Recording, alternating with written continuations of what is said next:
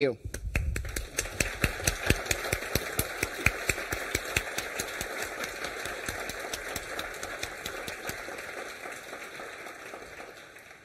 Both Princeton and SPIA have long been a center of learning on modern European politics and society.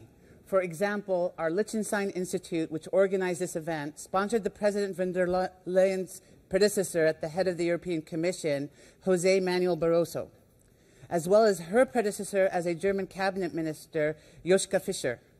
And while they did not just visit, they also took the academic life here at Princeton and co-taught courses with us.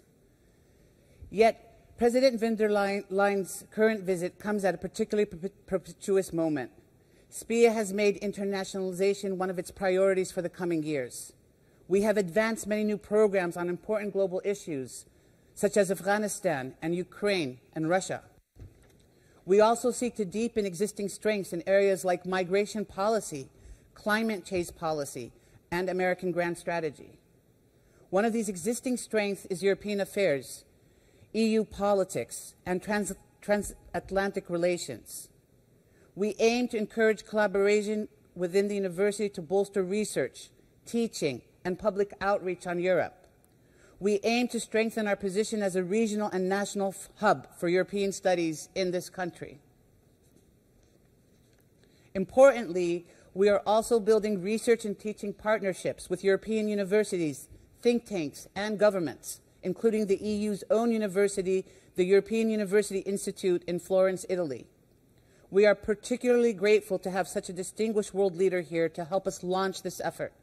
Now, I will turn it over to Professor Andrew Moravcsik, Director of the Liechtenstein Institute for Self-Determination, to introduce our guest.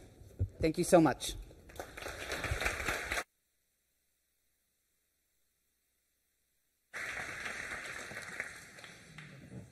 Welcome, all of you. It's a real pleasure to introduce President Ursula von der Leyen. Since 2019, she has served as President of the European Commission, the European Union's executive organ, in its most prominent leadership position. She's the first woman to serve in that position. And this post follows a remarkable political rise. Educated in medicine, Dr. von der Leyen became Minister for Family and Youth Affairs in Chancellor Angela Merkel's very first cabinet, in which capacity she visited Princeton once before. By 2019, when she went to Brussels, she was the longest-serving member of that very successful government, having risen to the senior Ministry of Defense, also the first woman to serve in that post. Now, from the first moment that she took over her post in Brussels, the European presidency, she set a pragmatic tone. She called for what she termed a geopolitical commission and stressed Europe's success, its strength, its global influence, and its responsibility to act. Now, we could go on and on about the biography, but I think the simplest way to appreciate how important this position is, and President von der Leyen's bold leadership in that position, is to consider just the highlights of her last 10 days. So last week, she delivered the EU's annual State of the Union address, as she always does, in a combination of fluent English, French, and German. She then flew to Kyiv for a surprise visit, her third since the war broke out, with Ukrainian President Vladimir Zelensky. Working through the weekend, she took a path-breaking and very sensitive decision to press for a cut of EU aid to Hungary in response to democratic backsliding. On Monday, she attended with other heads of state and government the royal funeral in London, and for the last 2 days in New York, as a de facto member of the G8 and the G20, she conducted high-level meetings. With all that on your plate, in just 10 days, we're very pleased and honored that you chose to take time out to visit us here at Princeton. President von der Leyen, welcome back to Princeton.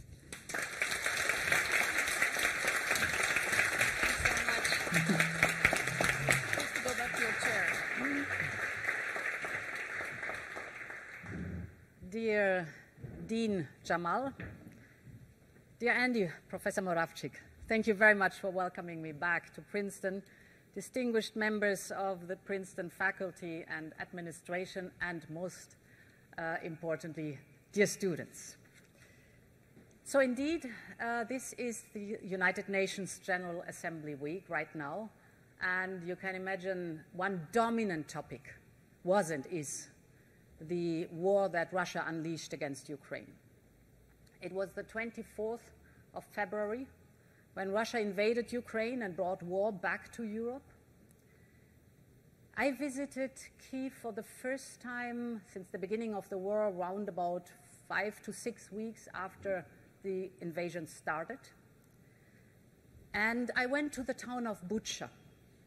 Before the war, Bucha was a quiet, friendly suburb on the outskirts of Kyiv. It has been occupied by Russian troops. 2 days before I went to Bucha, it has been liberated by Ukrainian armed forces. And when I went there, I saw mass graves. I saw the body bags lying there, men, women, children. I saw these brutal scars of missiles and bombs that have been aimed deliberately at residential areas, hospitals, schools, kindergartens. So I basically saw firsthand the reality of Putin's war. And last week, as you said, Andy, I was again in Kyiv, and I was in Irpin, also on the outskirts of Kyiv. You still see the scars of the bombing of houses and hospitals and schools. I spoke, for example, to school children, and while we were speaking, when I visited that school, there was a missile alarm, so we had to go to the shelter. And they told me it's the third time today that they go to the shelter. That is their daily experience. But I saw also that life has come back to Kyiv. The streets were filled with people, the shops were open. People in Kyiv tried to win their life back. The Ukrainian army is making impressive advances, liberating many towns and villages, and forcing the Russian army to retreat. Of course, I know that this all needs consolidation, but the success of the last days is lifting spirits, and not only the Ukrainian ones. I know that some are calling to stop the fighting, but I must say the reality is as follows. If Russia stops fighting, the war is over. If Ukraine stops fighting, there will be no more Ukraine anymore. Much is at stake, not just for Ukraine, but also for Europe, for the international community, and for the global order. Russia has invaded Ukraine with the goal to wipe the country from the map. That's what Putin says and writes. So Ukrainians are fighting for their survival, but they are also fighting for global values. And this is not only a war that Russia has unleashed against Ukraine. This is a war now of values. This is a war on the rules-based international order. This is an attack on the UN Charter. I mean, Russia is a permanent member of the Security Council of the United Nations. We should not forget. This is trampling on the UN Charter. And this is a war about autocracy against democracy. And I tell you, many, many worldwide are watching very precisely what the outcome is. From day one on, the United States and the European Union and many other friends have stood at Ukraine's side with weapons, and it's amazing to see the bravery of the Ukrainians fighting for their survival, with funds, with hospitality on the European Union side for more than 8.1 million refugees in 7 months, and with the toughest sanctions the world has ever seen. Let me tell you that these sanctions have only been possible because of a very, very close cooperation with our friends in the United States. As you said, I've been in politics now around about 20 years, 14 of them in the government of Angela Merkel. Never, ever have I experienced such an intense, trustful, and detailed cooperation with the White House. And therefore, I think the saying is right: when you face a crisis, you know who your true friends are. Since last year already, it was around Christmas, New Year, we started, when Putin had started, as you might remember, to deploy 10,000 of troops to encircle Ukraine. Our teams have started to work on the sanctions, to align the European system with the American system. They are very different, but the effect of the sanctions should be the same, and we do not want extraterritorial effects, but sovereign effects from the European Union, but all the other G7 members that joined us, and of course the United States. And this intense work over a week then had as consequence that when the invasion started, on day 2, day 4, day 6, we could immediately deliver 3 very heavy packages of sanctions that are unfolding their effect right now. The sanctions are biting. Russia has tried everything to camouflage the effects, and as this is not a free country, you can twitch and turn around facts and figures into what you want them to be, or you can say what you want and hide what you want. But if you look at the financial sector in Russia, it's on life support now. Russia's industry is in tatters. It's very interesting to see the military complex, because the military complex now has a very hard time to replenish what is necessary for the armed forces, because the updated technologies are missing. These are coming from our side and no more delivered. There's a ban on the exports. The spare parts are missing. So you observe now that the Russians are cannibalizing their refrigerators and their dishwashers to get semiconductors they can use for the military complex. Basically, the Kremlin has put Russia's economy on the path of oblivion.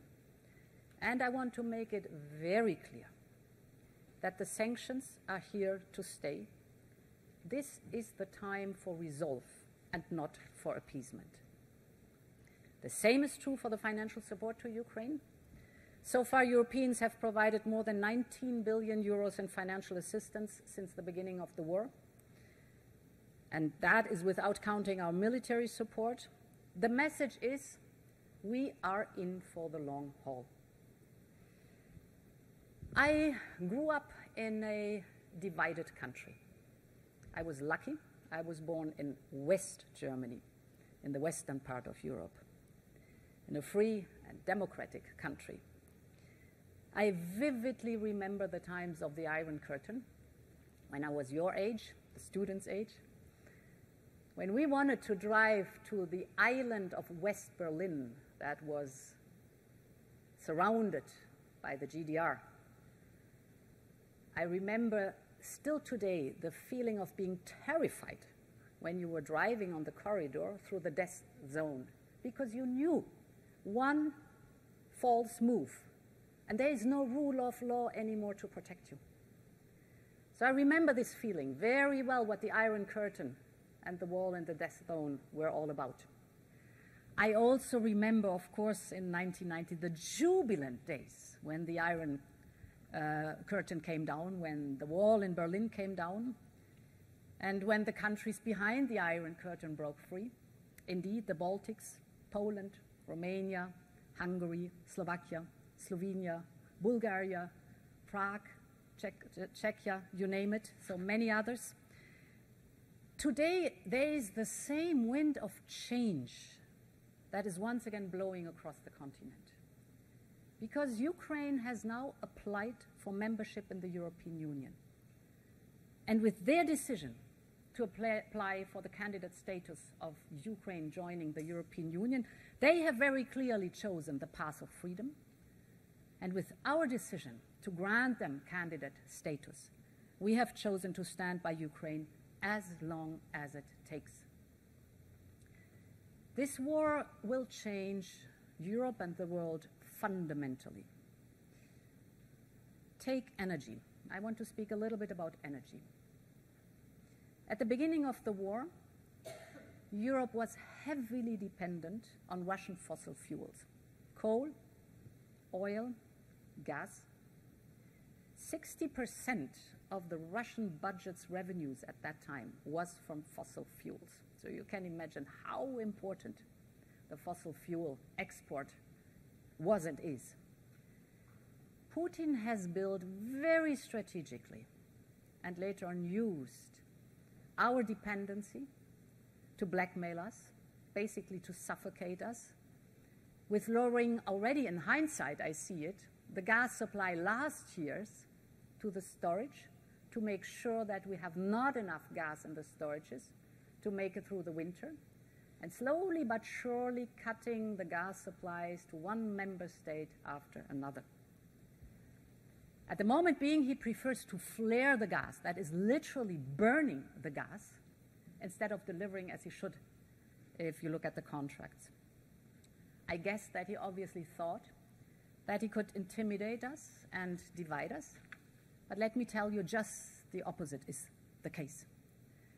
This blackmailing has really united us, and it is a turning point, because we have decided as a European Union, we will end our reliance on Russian fossil fuels. Meanwhile, Europe has banned Russian coal imports completely. We've been winding down and are winding down the oil imports from Russia down to 10% by the end of the year. Gas is interesting. Let me give you 3 figures. If you look at the overall global pipeline gas demand, 75% was the demand of the European Union on global pipeline gas supply, 75%. So we are a huge client, very important. Half of it was import from Russia. Today we're down on Russian imports to 25%. 1/4 is left over. How are we doing this? We are diversifying away from the Russian supply towards other suppliers that are democratic, friends, and trustworthy. Firsthand, of course, our friends in the United States. I closed an agreement with President Biden on LNG imports that really, really helped us and saved us in these difficult times. It's very successful. The second point that we are doing, besides diversifying away, is saving energy. The energy that is not being used is good energy. We save it to the storage for the coming winter. Of course, this comes at a price.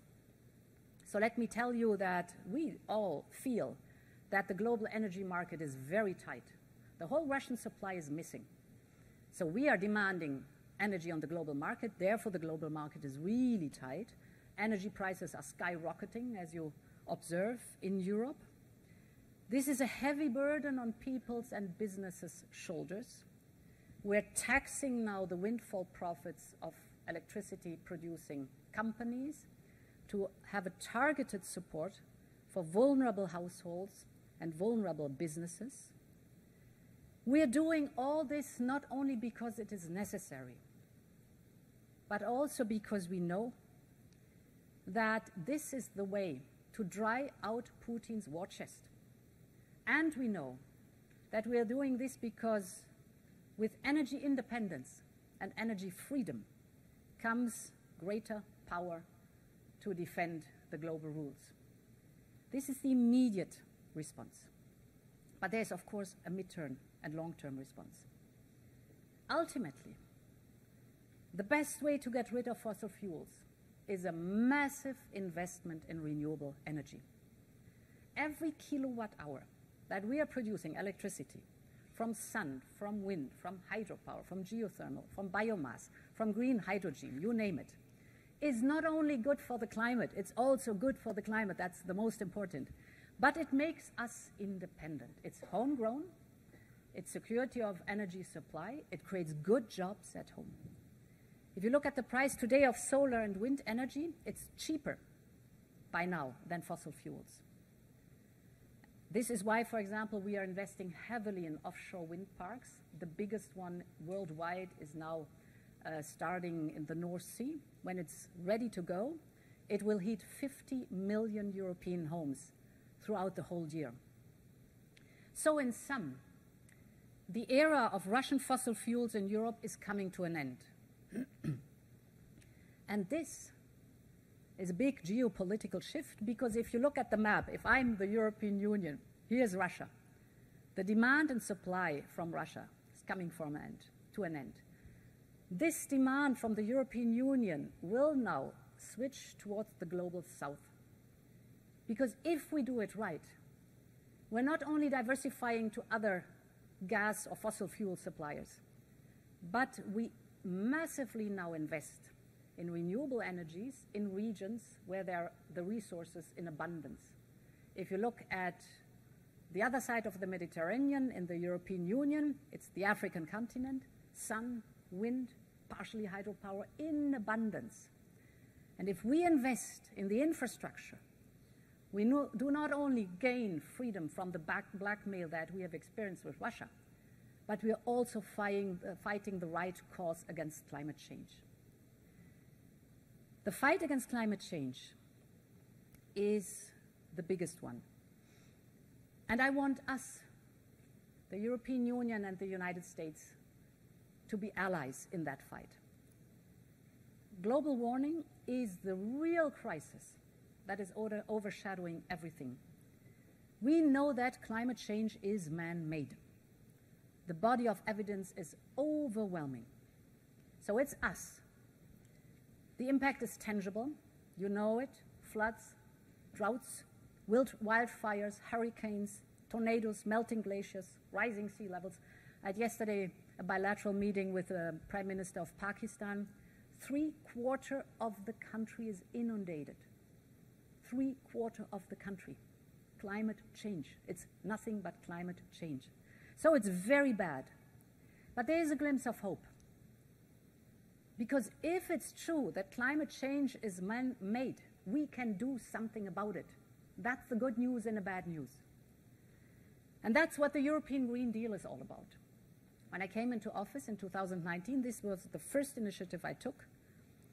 Our strategy, the European Green Deal, wants to transform our economy so that we preserve and restore nature. We need to decarbonize our economy. We need to move towards the circular economy.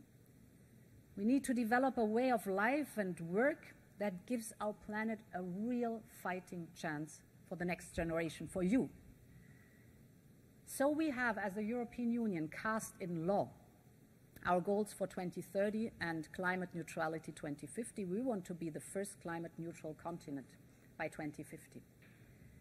And we are the first highly industrialized continent that has put a concrete plan how we want to get there on the table. So pieces of legislation, legal acts to make this transformational change happen.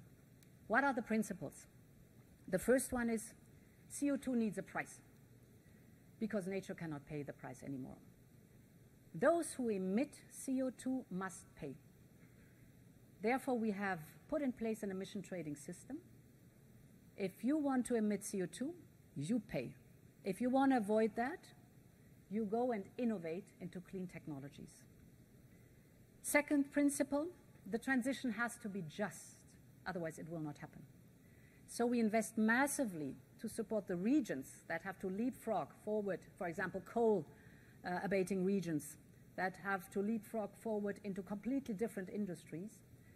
And we have a social climate fund to support the small incomes and the vulnerable businesses that have no leeway to adapt to cleaner mobility, to insulated houses, to better heating systems, and all what is necessary to change.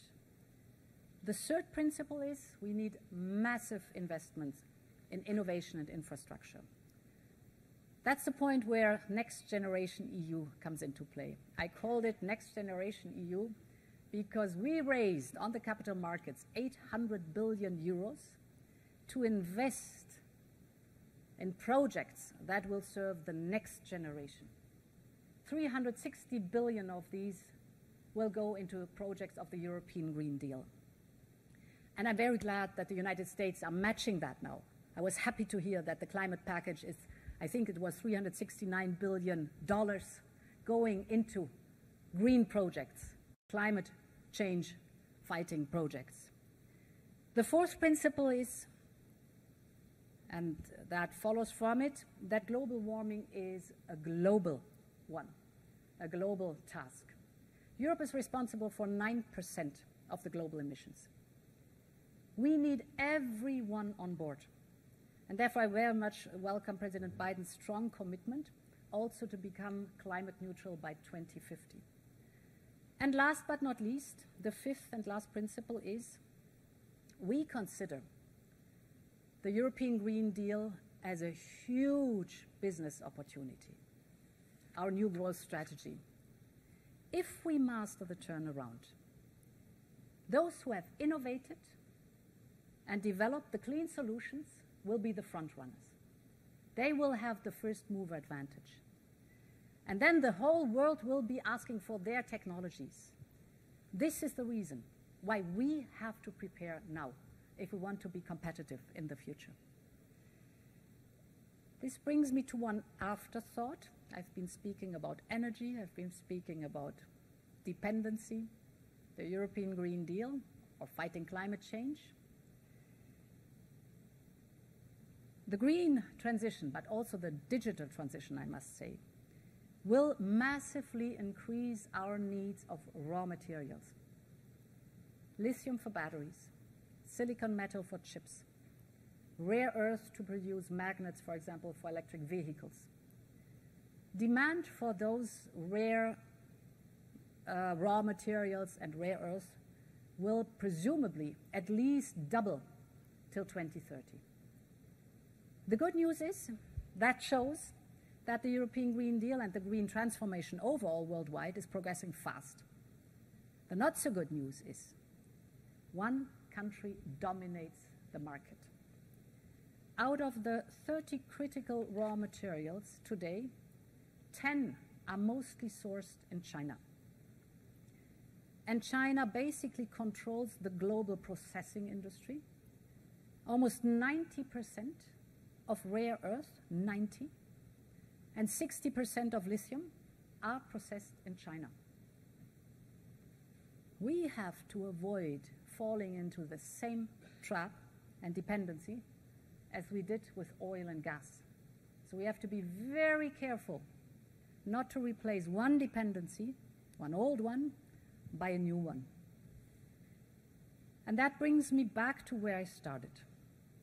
Democracy versus autocracy.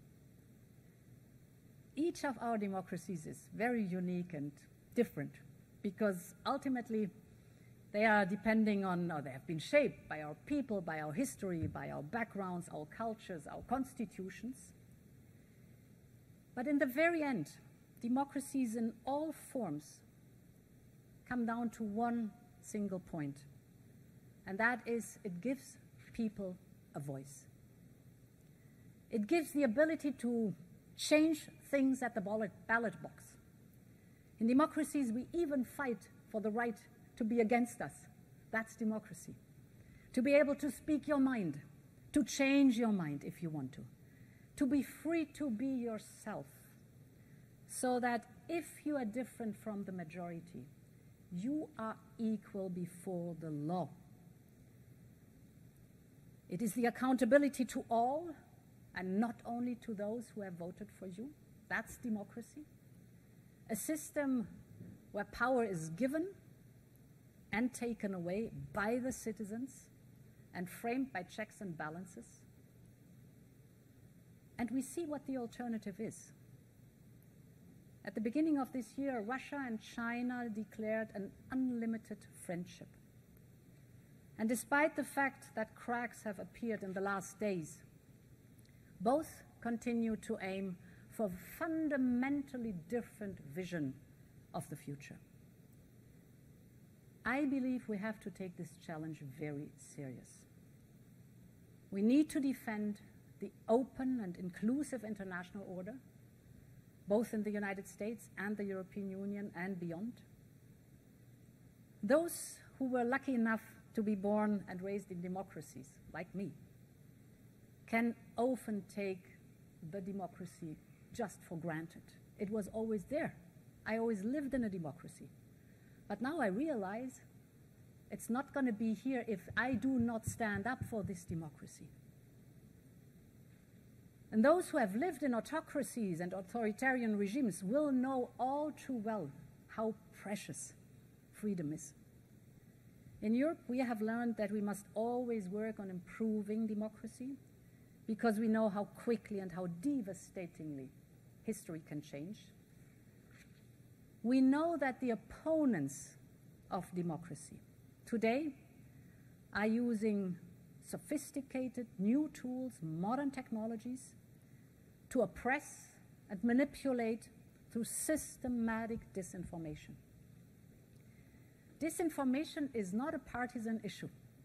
It is a societal one because it seeks to muddy the waters so much that truth and facts become impossible to distinguish from lies and falsehood.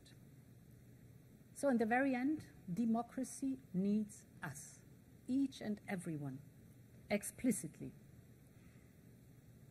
And by that, I want to address you, the students, the faculty members, the administration here in this room. You have the privilege to study and work in an institution that is based on a long tradition to unveil truth through critical discourse, so evidence-based research, respect for facts and figures, the understanding of history. And these are the tools and the ingredients to dismantle disinformation. You have a mission. Us politicians, we have a mission too.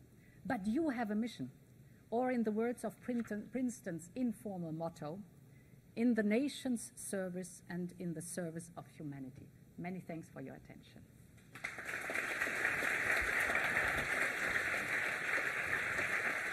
Thank you. Thank you, Andy. Thank you.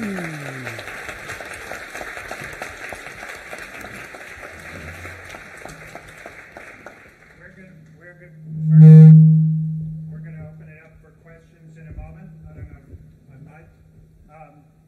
And we have people with mics, but let me start you off with one.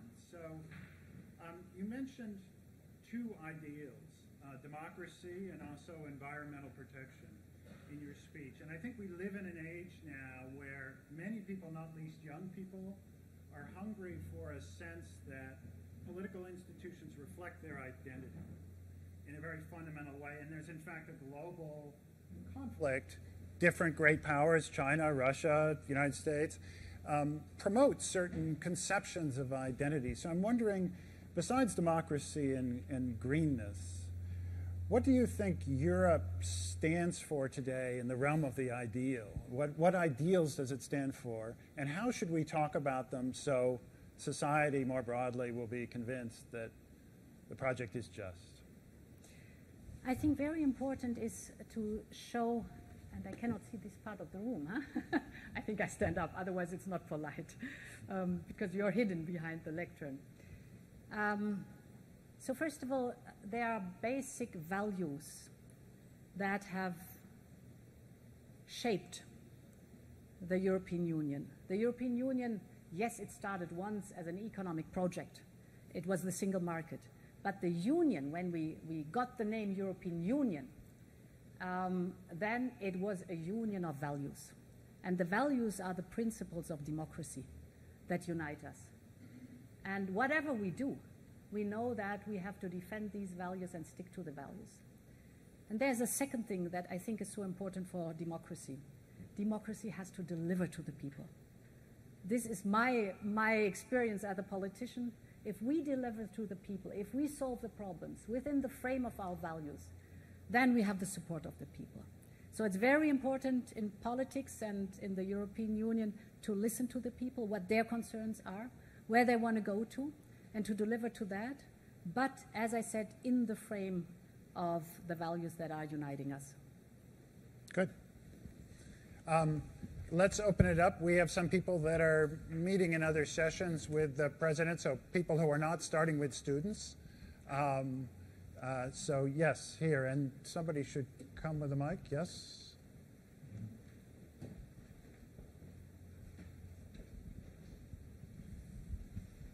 Thank you so much, Madam President. I wanted to ask you about why don't you identify yourself just so... course. I'm Tolly Levshin. I'm a postdoc with the Reimagining World Order community here at Princeton. I wanted to ask you about the strategic wisdom of the hardline stance against Russia that you've defended so cogently today.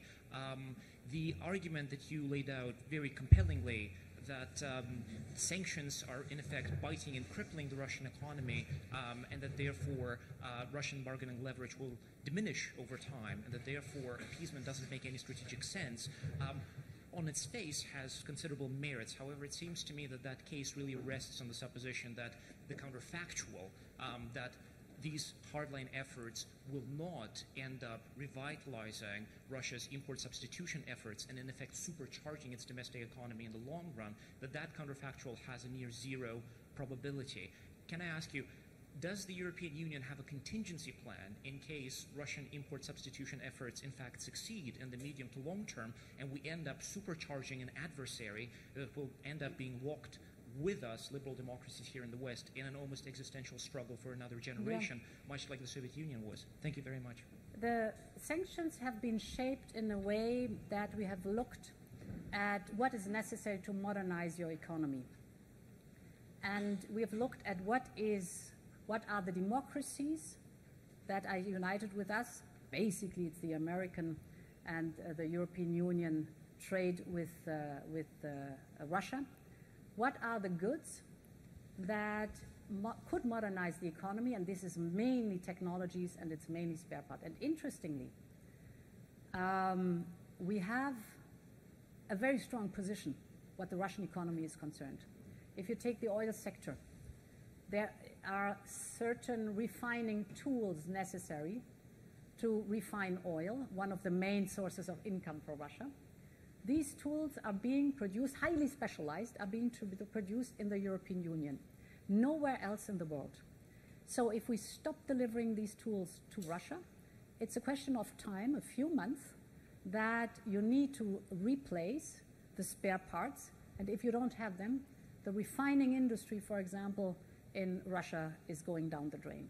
I give you another example, Aeroflot, the airline company, is basically grounded because they cannot update the security certificates anymore because they're missing the technologies that are coming from or had come from our side. So they are not allowed to fly abroad anymore, and they are flying partially within Russia itself, but mostly grounded. Lada has basically stopped the production out of these reasons. I told you about the military complex, very interesting to see. Another effect has taken place. We see that more than 1,000 international companies have left Russia. You see in these days that young people are leaving Russia. So it took a while till these economic sanctions unfolded their effect, but now you see it more and more. And you have more and more reports, you see the cracks in the system. Russia is no more able to camouflage all that. They have been very successful in the last month with propaganda that all is fine and the economy is going on, but this has reached its limit by now. At the beginning of the sanctions, it was mainly the financial sanctions that were obviously hitting hard. That was the freezing of the Russian central bank's assets. That came at a complete surprise, and it was a question of hours that we did that. So just to explain to you that sometimes politics is really doing stuff rapidly. There was, in one member state, we had asked all our member states, do you have assets from the Russian central bank? And most of them hadn't. One member state had not replied, let's put it that way. And when they realized that we were about, within the next 24 hours, and it leaked, to freeze the assets of the Russian central bank, they came and said, we have some assets, and the Russians have announced, that was on a Saturday, that they will come on Monday morning and take the assets with them out of this bank. We have done our legislations at lightning speed, and we were done Sunday night to Monday morning at 4 a.m.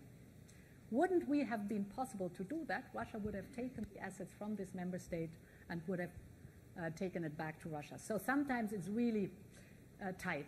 Another tool we've used in the financial market is the so-called de-swifting. Before the war, I think nobody knew the name SWIFT. for a payment system. The payment system happens to be Belgian. Very good. So we had the tool, and we could de-SWIFT the banks. So this meant that all the payments in the trade between Russia and many others that is going through this certified payment system was done. So you could do your payment through email or fax or stuff like that, but you can imagine this is not amusing. And this is the way these functions have been built, these sanctions have been built. I explain that to show you it's not something you just pull out of the hat and you put it on the table. My cabinet has been working really since New Year's Eve till the 24th of February to get this aligned with the United States in detail. Thousands and thousands of goods that we've been looking at, whether they fulfill the criteria or not. Other question? Yes, way in the back.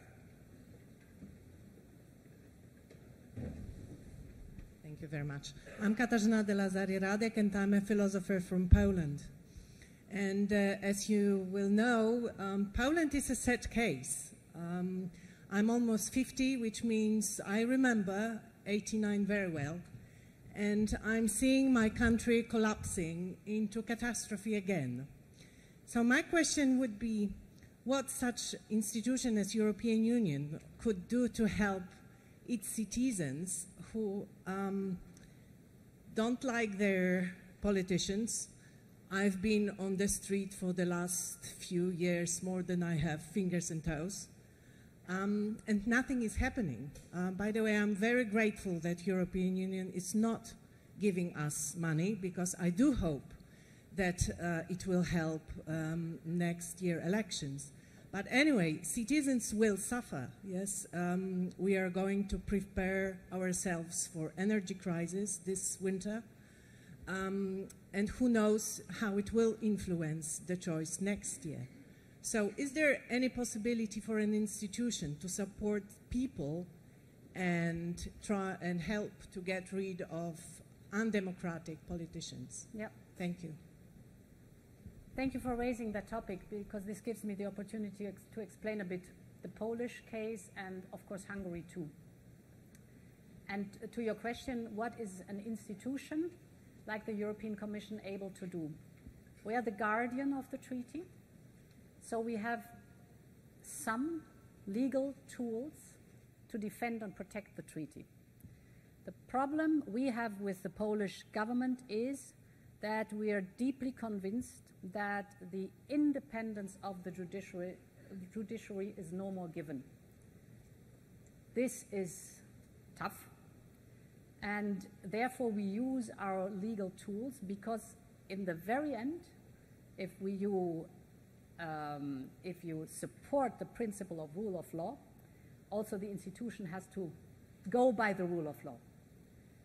Because you said, what can we do to get rid of the government? This is not our task, that's the people, but we have to defend the rule of law in Poland. What are we able to do? We're able to do infringement procedures, what we are doing, but they take time.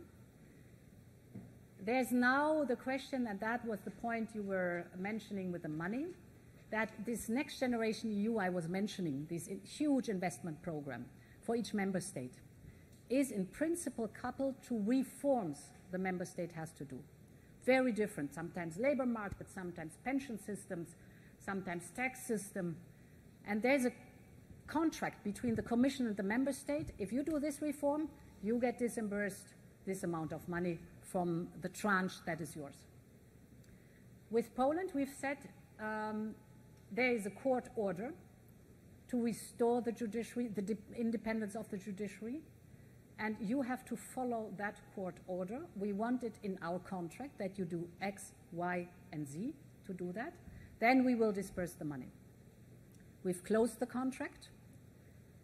People were partially not happy that we closed the contract, but it is now unfolding what I was fearing, but what was predictable.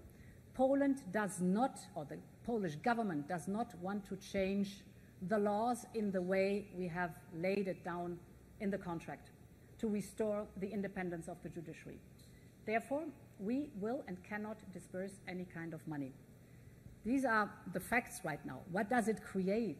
Of course, it's difficult. because you can imagine that the narrative of the government in Poland is it's the bureaucrats in Brussels who don't give us the money we deserve because we are doing the right things, for example, with the refugees from Ukraine.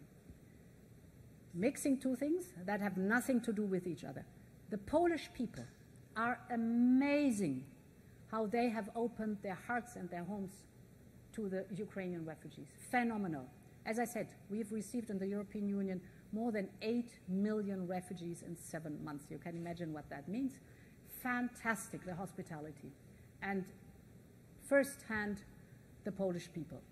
But this is something different from the contract we have with the government, that we will only disperse the money if they do the reforms that we have agreed upon. The same is with Hungary. There we have, because speaking about tools, also another tool, the so-called conditionality mechanism, that says if the budget or the taxpayers' money from the European Union is at risk, we are able to cut money to a member state. And in Hungary, we are discussing the question of corruption and fight against corruption. It's a wider topic, but as you asked, what are the possibilities that the Commission can take? It is the instruments given to us by the rule of law that we can apply. As always, it sometimes takes time, but over time they are forceful. Here at Princeton, we take teaching very seriously, and we have some professors who could not come to later events with you because they have to teach. And one of them is Professor Harold James, who would like to ask a question. And so Harold James in the Policy School and in the History Department. And thank you very, very much, Madam President, for a really wonderfully inspirational speech. And I think we were all very moved by your narration of the 1990s and the liberation of Central Europe. And I wondered, and it's obviously important to give a perspective, and you gave a perspective to the people of Ukraine and what the future might look like for the people of Ukraine. Can you think of some message of hope that you could give to the people of Russia, not to the dictatorial autocratic regime, but to the people of Russia, and in particular in the story of keeping the sanctions regime, and you rightly stressed the need to keep that, but what happens in the event of a change of regime? What happens if there's a rethinking of the orientation of Russia to the world? Can you offer something for Russia as well as for Ukraine? Yeah. Thank you. It is always very important to support in, for example, Belarus, the opposition. But I must also say, the first sentence I must say, none of us is allowed to change regimes in other countries. That's a democratic rule. It's the people who decide who is in government. Of course, I know that autocratic systems try everything to suppress this free will, to change the government at the ballot box. But in the case of Russia too, it's the Russian people in the very end who have to decide what kind of government they want or they don't want. I never like very much hypothetical questions to answer because this is a crystal ball in which I'm looking now. You were asking, what if the government changes or the regime changes and somebody else is coming? Depends on who is coming afterwards. So, but this was the 1990s. Before 1990, there was the Cold War between us and them. After the 1990s, of course, the doors were open, the hearts were open, and all these countries now are member states of the European Union. And it was phenomenal for me to see that these countries, partially extremely poor, the moment they joined the European Union, there were some members of the European Union who were fearing like, oh, whoa, whoa, whoa, they are coming and our wealth will decrease. The opposite was the case. Because of the joining of the European Union and the single market and, you know, the exchange of trade and business going back and forth, you could just watch on a daily basis how the living standard was rising and wealth and prosperity were rising. So all these doors are basically open, but it's the people that decide. Yes.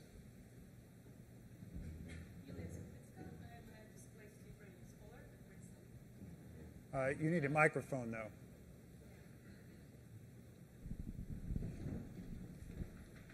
And this is a follow-up question, because I do agree with you that it is for the citizens to decide what kind of regime, what kind of government they are ready to have.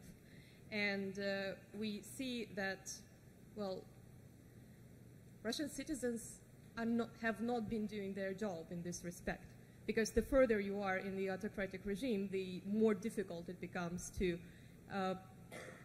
initiate any change. Even now, when Russia has announced partial mobilization, there is no counteraction. People prefer to leave, but not to fight their own government or to fight Ukrainian army. Question in this respect is, in the possible future that Ukraine actually successfully restores its territorial integrity, how do we secure not just Ukraine, but we are talking about Europe, because initially Russia has been talking about taking over Berlin. Repeating is not Ukraine, repeating is Central Europe. What measures could be taken? Yeah. So standing by Ukraine means, of course, working intensively with Ukraine for not only the time being, but also the time after the war. And last week, I've been discussing with President Zelensky and Prime Minister Shmyhal mainly also the short-term relief. So this is helping them right now. Right now, Ukraine needs, besides the military capacity, funding, because they need round about 5 billion euros per month just to keep the basics up and running. That is hospitals, schools, police, armed forces. So funding at the moment being, and we, the international community, but also the European Union, try to do that. But what we are working on already is reconstruction. We believe, I'm deeply convinced that we will prevail. We believe in a victory of Ukraine. And then it's time to reconstruct Ukraine. And we are now working on building a platform for Ukraine where all these initiatives that want to help Ukraine to reconstruct are being channeled and well organized. And what we do as a European Union, we co-host that with Ukraine, that we say, whatever investment you do now, do it in view of the accession process of to the European Union. So couple it with the reforms that are necessary. There are reforms to be done in Ukraine. But this is the light at the end of the tunnel. You want to be member of the European Union, we want you in, but there need to be a certain procedure to be done. And if you invest the reconstruction, do the reforms necessary. That's what we're doing right now. So we are planning already intensively for the time after the war. We have a brief ceremony at the end, but does anybody have a very quick question before that? Yes.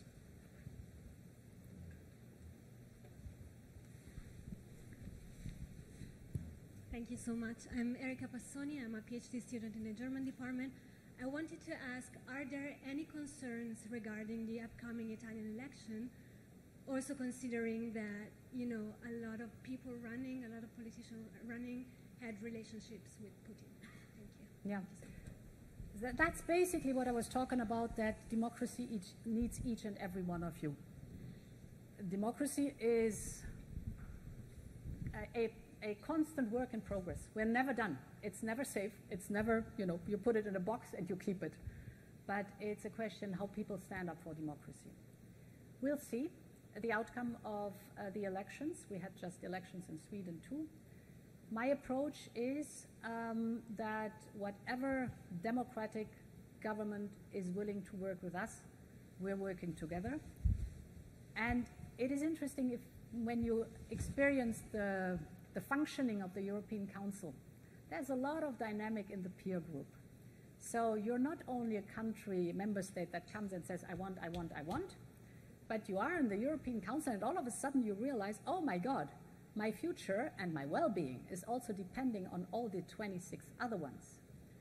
And that's the beauty also of democracy. We're sometimes slow, I know, and we talk a lot, I know, but that's democracy too. So we'll see if things go in a difficult direction. I've spoken about Hungary and Poland. We have tools. If things go in the right direction and people as a body that is always, where always governments have to be accountable to, play an important role. Before we thank President von der Leyen, we have a small ceremony here.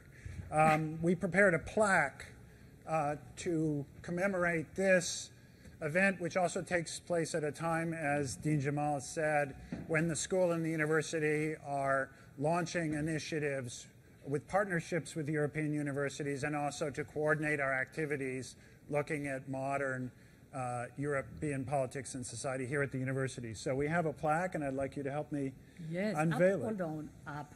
Bravo. There we go. Hey.